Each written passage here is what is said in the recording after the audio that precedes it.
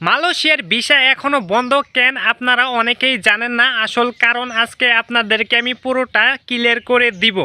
বর্তমানে মালয়েশিয়া নিয়ে সবচেয়ে বড় আপডেট হচ্ছে বাংলাদেশ থেকে এখনো কলিং ভিসা পুরোপুরি চালু হয় নাই, কিন্তু সরকারি পর্যায়ে আলোচনা চলতেছে, কিন্তু এখনো কোনো ফাইনাল ডেট দেয়নি। শুধু বলতেছে আগস্টের লাস্টের দিকে কর্মী নিয়োগ করা হবে। মানুষকে বলে সান্ত্বনা দিচ্ছে, আসলে পুরোটা কিন্তু চালু হয়ে সারে নাই। জাস্ট শুধু বলে যাইতেছে যে আগস্টের শেষের দিকে কর্মী নিয়োগ শুরু করবে।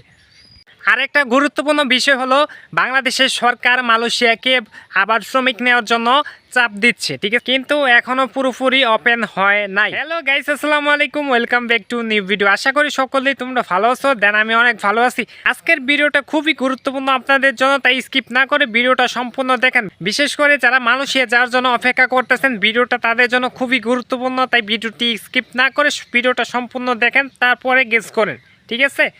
তো এরকম ধরনের সকল আপডেট ভিডিও পেতে চ্যানেলটিকে এখনই সাবস্ক্রাইব করে রেখে দেন, ঠিক আছে। এদিকে ভিসা প্রসেসেও সমস্যা হচ্ছে, কারণ হচ্ছে মালয়েশিয়া অনলাইন ভিসা সিস্টেম কিছু সময় বন্ধ থাকায় এমনকি অনেক প্রসেস ডিলেট হচ্ছে।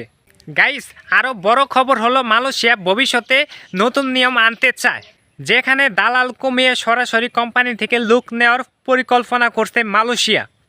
তবে একটা খারাপ খবরও আছে, মালয়েশিয়া ভবিষ্যতে বিদেশি শ্রমিক কমানোর চিন্তা করতেছে, তাই সুযোগ কমে যেতে পারে। গাইস, এখন আসল কথায় আসি।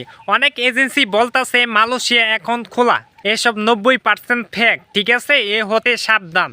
কলিং ভিসা চালু না হলে কোনোভাবেই মালয়েশিয়াতে যাওয়া সম্ভব না, ঠিক আছে। তো যারা আপনারা মালয়েশিয়া যাওয়ার জন্য অপেক্ষা করতেছেন, আর কয়েকটা দিন অপেক্ষা করেন, দেখেন আগস্টে কি হয়, ঠিক আছে। যেহেতু বলছে আগস্টের শেষের দিকে কিছু একটা তো অবশ্যই হবে, তো সরকারিভাবে যাওয়ার কোনো প্রক্রিয়া শুরু করতে পারে ভয়েসেলের মাধ্যমে, ঠিক আছে।